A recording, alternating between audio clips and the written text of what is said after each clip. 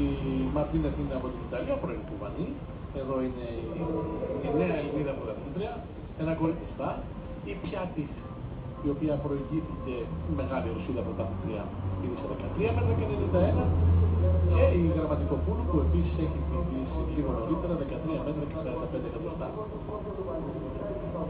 Να, η Βούλα Παρασκευή, όπως γράφει εδώ η Παπαχρήστου, και πήρε σε 13 μέτρα και 91.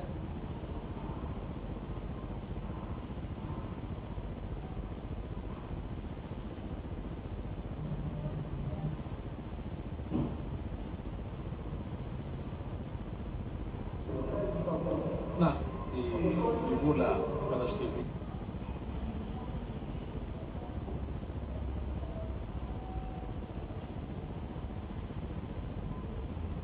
Μεγάλη Ρωσίδα πρωταθλήτρια, πήρε σε 13 μέτρα και 91.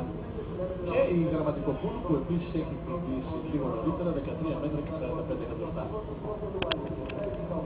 Να, η Βούλα Παρασκευή, όπως γράφει εδώ η Παπαχρήστου.